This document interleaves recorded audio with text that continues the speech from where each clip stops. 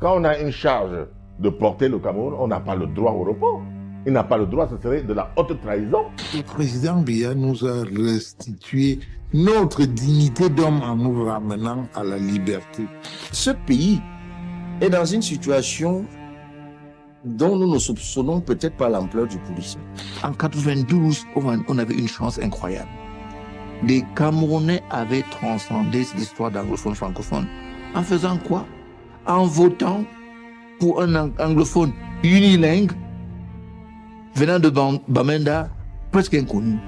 Il faudrait peut-être que les dispositions constitutionnelles s'améliorent pour que, après Paul Biya, il n'y ait pas un sergent-chef. Je n'ai pas envie de dire qu'il manque une volonté forte de lutter contre la corruption, mais je le dis quand même. Depuis que le RDPC a été battu aux élections en 1992, ils ont, n'est-ce pas, fermé toute velléité démocratique.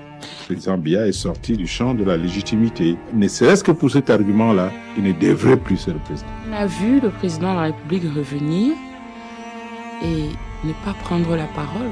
Absolument pas, ni ce jour-là, ni plus tard. On a vu quelques rares images. Et puis, il a redisparu, il est reparti dans le silence. Ça m'a plutôt fait réfléchir sur qu'est-ce qui se passerait si effectivement il ne rentrait plus vivant. Parce qu'il a un certain âge, il n'est pas immortel, et donc un jour ou un autre, ça va se produire. Pendant que toute cette affaire s'emballait médiatiquement, notamment les réseaux sociaux, mais moi je croisais plein de gens qui se disaient « Ah tiens, donc il n'était pas là. Ah, il est malade. » Ben, quand il est parti. Parce que d'habitude, personne ne sait quand il est là. Les seuls qui ont paniqué, c'est son entourage. Nous, on était sereins. Le pire ne viendra pas. Même le diable, qu'il prenne d'abord le pouvoir au Cameroun et on verra après. Amen. Amen. 2025, c'est une année cruciale. Les seuls présidents Biya allaient se reposer au village, comme on l'a évoqué dans un de ses discours. Je crois que si Dieu lui accorde de la grâce d'être vivant en ce moment-là, laissons-le véritablement aller se reposer. La succession du président Biya est réglée par des textes qui aujourd'hui sont très clairs. Que ce soit au niveau du parti, de RDPC, où il est président national, ou alors au niveau du pays, où il est président de la République. Dans le régime actuel, cette pensée-là n'est pas du tout à l'ordre du jour. Parce que si elle l'était, on devait déjà avoir des indications dans l'ordonnancement institutionnel d'un passage de témoin générationnel. Le système n'est pas fait pour qu'il y ait une transition politique normale. Nous considérons que nous avons un adversaire qui est là depuis longtemps et qui a un avantage d'être là effectivement depuis longtemps et d'avoir taillé les institutions à sa mesure.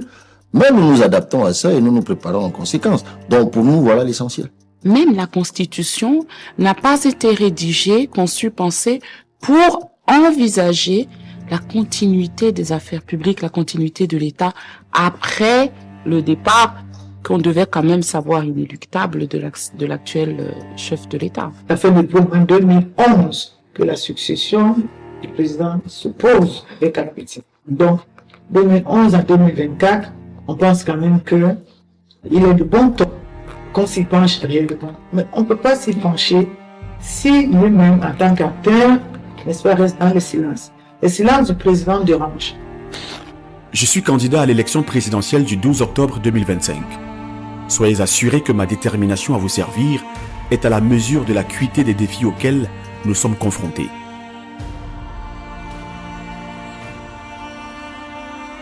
Mais Paul Biya a-t-il encore réellement les capacités pour gouverner? A-t-il encore le contrôle sur le pouvoir? Sur ces questions, les avis divergent entre partisans du régime et leaders de l'opposition. Je pense que nous voyons tous le président. Je pense que tant que quelqu'un est en possession de ses moyens, tant physiques qu'intellectuels et psychologiques, il peut diriger le pays. Il a prouvé depuis qu'il est là. Donc je ne trouve rien d'anormal à ce qu'il se représente. Non. C'est un non clair et univoque. Parce que, à cet âge-là, on n'a pas la capacité de faire ce qu'il faut. Et les conclusions de la tripartite, qui limitaient le nombre de mandats, sont quelque chose qui aurait dû rester intangible. Et en ne l'ayant pas respecté, ce que je considère comme un pacte républicain, en principe, le président Biya est sorti du champ de la légitimité. Ne serait-ce que pour cet argument-là, il ne devrait plus se représenter. Constitutionnellement, il en a le droit. Maintenant, la question, moi je la pose autre chose. Est-ce que toutes les fois qu'il a gagné, a-t-il vraiment gagné? En 92, tout le monde s'accorde à dire que non. Il avait perdu. Mais on l'a proclamé vainqueur. Parce qu'en tout temps, les langues se délient. Il y a même de célèbres opposants aujourd'hui qui font des aveux d'avoir été artificiers de cette fraude électorale. Les autres fois, moi j'ai été candidat à l'élection présidentielle de 2018. Autant je ne peux pas apporter la preuve irréfutable de sa défaite, encore moins de sa victoire, autant je suis convaincu qu'il n'a pas eu 77% qu'on a annoncé. Du coup, la question est celle-ci. Les Camerounais devraient-ils continuer à laisser un homme visiblement fatigué, visiblement cerné au pouvoir?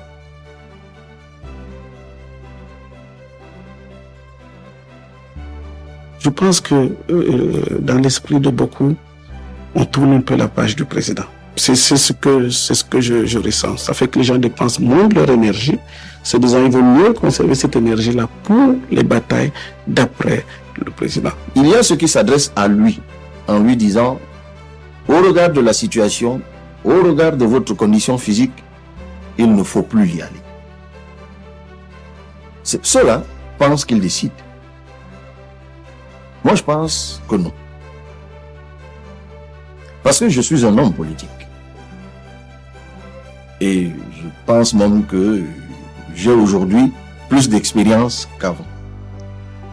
Et que je sais que la décision parfois d'un homme politique, on n'a même pas besoin d'être vieil homme politique, n'est jamais simple. Et que souvent, ce qu'on considère comme la décision d'un homme politique est souvent simplement le produit d'un consensus, d'une longue discussion, d'un enchevêtrement de concessions. Et parfois, c'est ceux qui, à un moment ou à un autre, ont de l'influence ou de l'emprise sur un décideur qui contrôle la décision du décideur. Le président Paul Biya est arrivé au pouvoir, je devais être en classe de CM2 à l'école de Bépanda. Et quand je regarde ce moment-là de l'enfance, pour aujourd'hui, il n'y a même pas eu beaucoup de bâtiments qui ont changé. On peut tout dire du président, mais il a fait ce qu'il a fait, il va faire ce qu'il va faire pour le pays.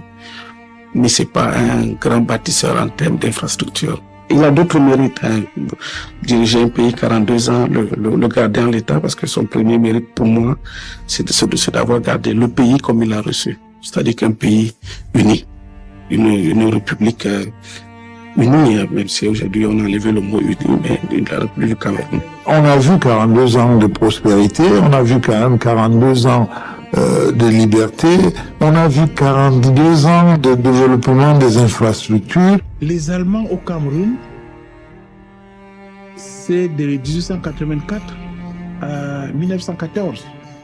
C'est-à-dire c'est 40 ans. Ils sont partis, mais il faut voir ce qu'ils ont fait pendant 40 ans. Ils ont ouvert le pays. Les Français, c'est 1920, 1960, 40 ans. Hein? Mais il faut voir ce qu'ils ont fait. Mais le président Biya est là depuis plus de 40 ans. On ne peut pas comparer ce qu'il a fait en 40 ans ou ce que ces gens-là ont fait en 40 ans avec ce que lui il a fait en 40 ans qui est insignifiant. Mais malgré ça, plutôt que d'avoir l'attitude qu'avait eu Nyerere qui à un moment donné a dit à ses compatriotes, bon j'ai essayé, ça va marcher, je préfère me retirer. Mais lui, il s'accroche. On a un pays qui est pris en otage par moins de 100 personnes. Aujourd'hui, malheureusement, le président de la République est atteint par l'âge. Il n'a plus le pouvoir physique avec ses contraintes, ses exigences. Il n'a plus la force pour exercer. Donc, lui au pouvoir aujourd'hui, en vérité, c'est pas lui qui gouverne. On s'aperçoit que, par exemple, durant les 14 dernières années, le chef de l'État qui préside aux destinées de notre nation, qui veille à ce que toutes les institutions se déroulent normalement, n'a pas organisé un seul conseil de ministres. La deuxième observation, le président de la République nous donne l'impression d'être distant. C'est à croire que le pouvoir a cessé de lui procurer le plaisir, l'honneur de présider aux destinées de notre nation. Le chef de l'État nous donne l'impression d'être autiste. S'agissant maintenant de son rapport avec le gouvernement, nous constatons plusieurs symptômes qui convergent vers ce qu'on peut appeler le syndrome de fin de règne. Le gouvernement de la République a cessé d'être un instrument au service de la République.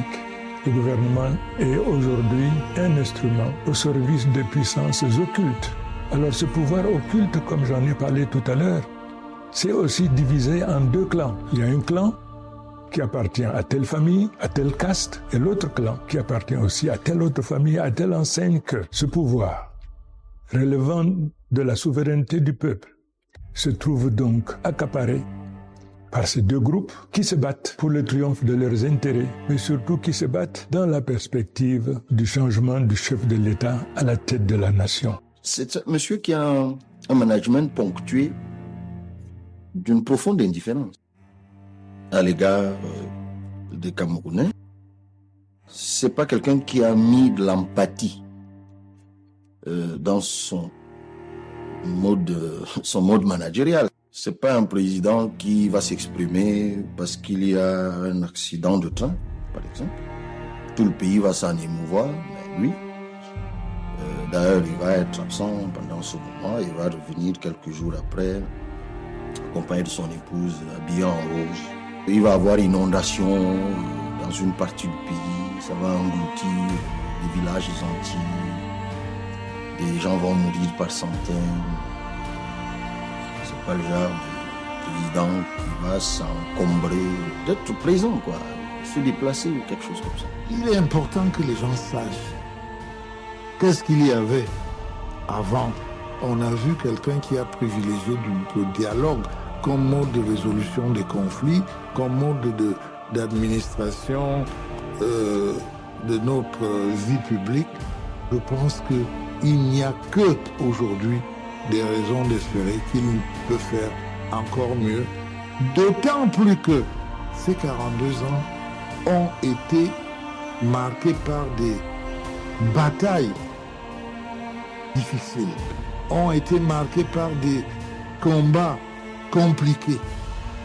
Il a su toujours prendre le recul pour mieux sauter, pour préserver l'unité du pays, pour préserver le pays. Donc je crois que ce qu'il y a aujourd'hui, c'est que les grandes lignes de la politique de Biya sont connues et sont tracées. On va poursuivre pour davantage d'améliorations. Monsieur Biya, malgré son expérience, malgré son âge, n'a plus rien à proposer aux Camerounaises et aux Camerounais. Tout ce qu'il a proposé, je pense qu'il n'a même pas pu donner 2% de ce qui a été proposé depuis qu'il est arrivé au pouvoir.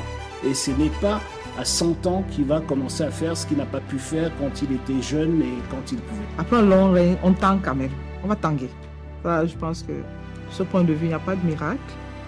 On va tanguer non pas parce qu'il manque d'outils, mais parce que dans tous les cas, c'est une rupture. Il y aura certainement une rupture. Quelle que soit la formule, il y aura une rupture. Ce que nous sommes en train de faire depuis 3 mois, mobiliser nos 75 000 agents électoraux pour être dans les bureaux de vote sur toute l'étendue de la République, parce que c'est par là que la fraude passe souvent, pour garantir aux Camerounaises et aux Camerounais leur choix. Et le choix, ma foi, si les Camerounais décident qu'à la fin du mandat qui sera entamé en 2025, le président de la République sera centenaire, c'est un choix que nous respecterons en tant que démocrates. Mais non, si les Camerounais pensent qu'il y a trop de risques d'avoir un président que quand il tousse à Genève ou quand il se fait mouiller à Paris, tous ont peur qu'il ne va pas revenir, ben, il y a un choix à faire. Et ce choix-là, moi je dis, avant toute chose, avant de penser à l'âge, avant de penser aux origines, il faut penser au programme que les candidats proposent. Nous avons formé et lancé officiellement en septembre dernier une organisation qui s'appelle les Bâtisseurs de la Nation, dont l'objectif est d'offrir une plateforme aux Camerounais de coaliser les électeurs, d'avoir 10 000 volontaires ou plus répartis sur le territoire camerounais qui auront pour charge d'observer les résultats et de les compiler pour produire ces résultats. En plus, il faut aller surveiller vos votes, il faut aller le défendre, à la limite être prêt à mourir pour son vote. Le RDPC est impliqué, tous les partis politiques sont impliqués. Dès que vous avez une candidature à une élection, vous êtes impliqué, que ce soit dans les inscriptions, que ce soit dans les bureaux de vote, que ce soit dans le dépouillement. Donc, je ne crois pas qu'il y ait meilleure transparence que d'impliquer tout le monde à toutes les étapes. Lorsque je lance 11 millions d'inscrits, le mouvement 11 millions d'inscrits à l'époque, ben, plein de gens me prennent pour un zozo. Oui, mais ça ne pourra pas. Mais je dis, mais schématiquement, allons-y, expliquez-moi comment c'est pas possible. Il appartient au peuple de dire en 2025, Monsieur le Président Biya, vous êtes arrivé en 82, et même avant 82, vous y étiez déjà là, puisque 20 ans avant, en 62, le président Biya, on oublie souvent, non, en 68, le président Biya, en 68, était cumulativement directeur du cabinet civil et secrétaire général de la présidence de la République. Vous avez voulu votre boss dans la haute administration. Vous avez fait ce que vous avez pu en 42, 43 ans. C'est bon. Rendez-vous utile pour la suite en vous tenant aux côtés de ceux qui vont vous remplacer avec vos précieux conseils d'expérimenter du pouvoir. Autre enjeu de cette présidentielle à venir, la réforme du système judiciaire camerounais. Une justice constamment jugée à double vitesse et aux ordres du régime. Entre peines démesurées et règlements de comptes politiques, un cas résume à lui tout seul l'horreur judiciaire que vivent de nombreux Camerounais depuis des décennies. C'est celui d'Amadou Vamoulké, journaliste et ancien directeur général de la CRTV, la radio-télévision nationale, condamné à 32 ans de prison. Une condamnation sur la base d'accusations grotesques, selon ses avocats et Reporters sans frontières.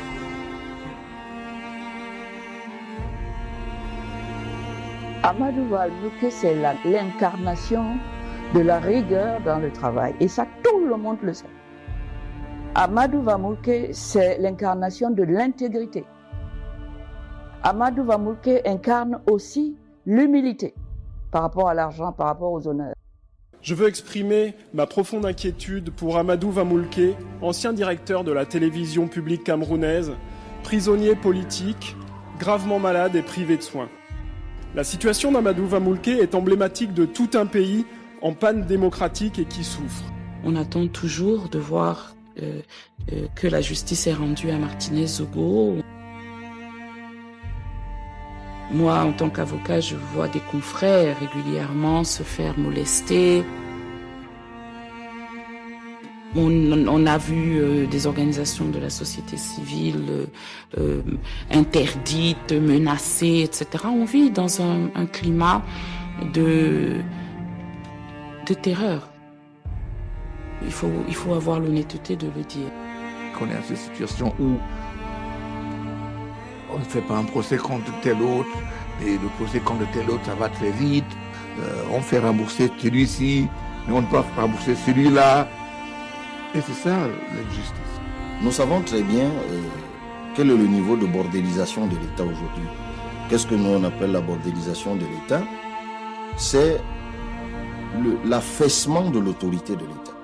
L'État, pour beaucoup de Camerounais, est simplement une sorte de vache à lait. Comme de toute façon cet État-là ne vole jamais à mon secours, ne me protège jamais, mais il prend quand même mes impôts, il prend quand même mon argent. J'essaie de reprendre ce que je peux. Et ceux qui ont organisé ça le savent très bien. Je pense qu'il y a comme une espèce d'affaiblissement de l'image de l'État. Du fait que de plus en plus, les domaines dans lesquels on attend de voir l'État se manifester, que ces domaines-là sont des motifs d'insatisfaction des populations, renvoient une image qui est celle d'un État affaibli. Malheureusement, M. Biya pense que le temps est son allié. Au fait, le temps était son allié il y a 30 ans. Aujourd'hui, le temps est son plus grand ennemi. Et ceux qui sont autour de lui n'arrivent pas à le lui faire comprendre. Et je pense que quand vous voyez comment il réagit, comment il gère les situations dans ce pays, vous comprenez que lui-même n'a pas encore compris. Vous ajoutez à cela la corruption en Biya. Vous ajoutez à cela les détournements massifs. Il y a quand même, parce que si c'est la société civile qui dit, on peut dire, bon, vous exagérez, mais quand la Cour de compte elle-même sort un rapport pour dire Covid-Gate, 180 milliards ont été détournés, c'est quand même une institution qui a été mise en place par le président. La corruption est à un point que, aujourd'hui, que j'ai beaucoup travaillé, notamment du fait que je suis à l'Assemblée nationale sur les questions budgétaires, je sais que nous sommes capables d'avoir un budget qui fait le double des 7 000 milliards que nous avons adoptés en fin 2024. Mais tout cela est grippé parce que le pays tient sur l'équilibre de la corruption. En fait, l'oxygène du Cameroun, c'est la corruption. À mon avis, et ça, si on peut prendre les exemples d'ailleurs, je n'ai pas envie de dire qu'il manque une volonté forte de lutter contre la corruption, mais je le dis quand même. Je le dis quand même parce que lorsqu'on voit les instances qui sont mises en place et les outils qui sont mobilisés, ça reste des outils, j'ai envie de dire, de principe. Des outils de principe, c'est-à-dire qu'il faut faire un contrôle. Oui, on va envoyer un contrôleur, on va pointer qu'on a fait un contrôle, et donc peut-être qu'on a lutté contre la corruption, alors qu'on sait que peut-être le contrôleur lui-même aussi, soit il ne fait pas son travail, soit il est corrompu. Donc, moi, je pense qu'au moins, la vérité est sûre, et ce qu'il nous faut maintenant, c'est l'action. Les gens se sont radicalisés, il y a eu du repli identitaire. Et c'est sur les réseaux sociaux, vous n'avez qu'à faire un petit tour avec les discours de haine, même sur les plateaux de télé, c'est intenable. Ces replis identitaires sont entretenus également par des conflits, des violences, on peut le dire ainsi. Des violences à peine masquées entre communautés. Ça peut être cognitif, ça peut être intellectuel, parfois ça peut être physique. On a vu au nord également qu'il y a des violences. Donc je pense que cet environnement nécessite quand même qu'on s'y attarde. L'individu ou l'être humain étant essentiellement grégaire, quand l'État ne vous offre plus une toiture rassurante, qu'est-ce que vous faites? Vous repliez vers votre communauté. Nous n'avons pas laissé se développer le tribalisme, mais je dois constater aussi qu'il y a eu un certain repli identitaire des uns et des autres. Ce n'est pas dans le programme politique du RDPC, ce n'est pas dans les prétentions ni dans le programme politique du président Biya.